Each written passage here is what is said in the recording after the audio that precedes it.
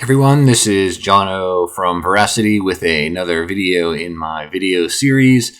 This one continuing the last couple weeks on xAPI extensions, and in this case we'll be building some graphs where last week we did some reports and the week before we just showed the different kinds of extensions in xAPI. I'll put the links in the description of this video so you can go back and watch those if there's some context that's missing in this one. We're going to get right into a demo. Okay, we're in the demo 2 LRS that we've used the last couple of times. Just as a reminder, we'll go in and quickly look. I think we're going to only focus on this example activity this time. And this is a question being answered. It's got a couple of different options, and then it's got an extension, a result extension that has other text. If you pick the other checkbox, there's other text in the format of that text. And there's a context extension that is the device the user is using and how they got to this question. Performance support menu, or just regular course navigation, or an artificial intelligence recommendation, or the different options there. So that's what we're going to focus on.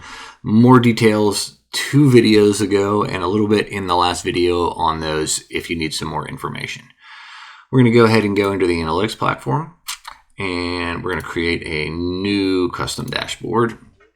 Let's call this extensions. We'll just call it extend.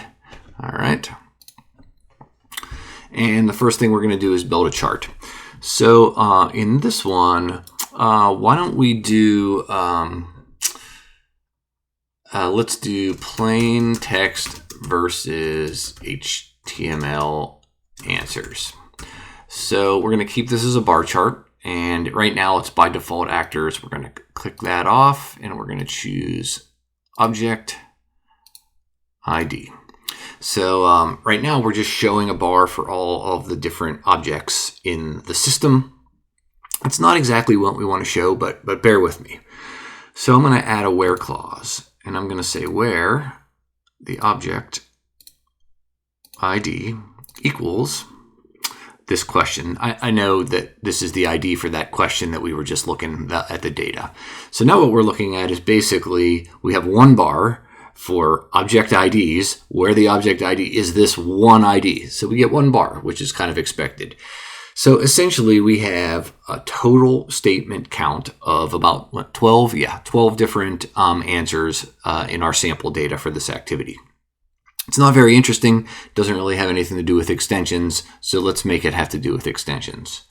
We're going to go down here to the split series button, and we're going to split this series, and it's going to ask, what do you want to split it on? So we've got one series here, it's just basically this one bar. What do you want to split it on? Well, we're going to split it on, we said plain text versus HTML. That is in our result extensions. So we'll do result extensions.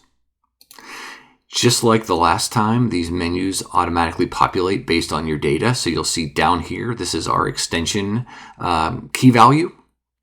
So I'll pick that. And then we want to pick the format.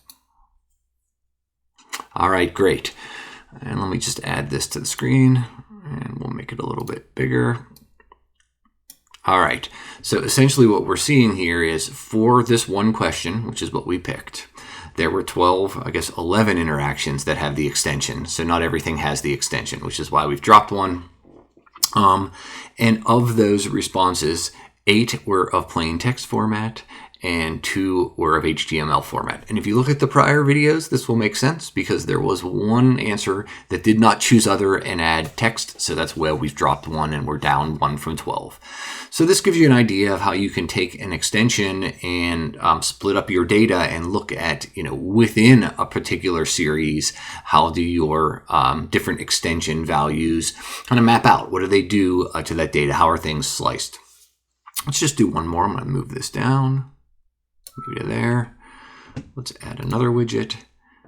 We'll do a chart. And you know what? This time, let's just do a pie chart, and we'll use one of our context extensions. And in this case, it'll be the device used.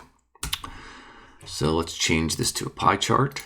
I always do bar charts. We'll do a pie chart this time. And this time we want to do a segment, not a bar, for each what? Well, we're going to do it for extensions this time. Specifically our context extensions. So just like our result extensions, when we go into context extensions and do the drop down, you'll see our key here is the one we were using. We'll pick that, and then we can pick user device. So this is basically across all data with no filter.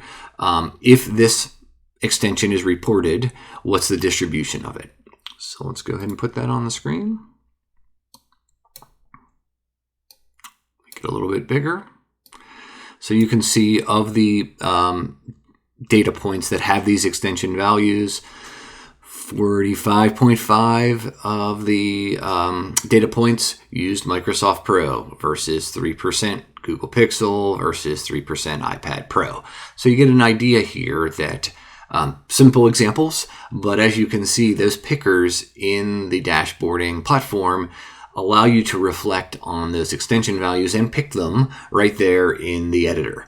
So you can really use the extension data like you would use any other xAPI data, just like the report demonstration that we did last week. You can do the same types of things in the analytics platform.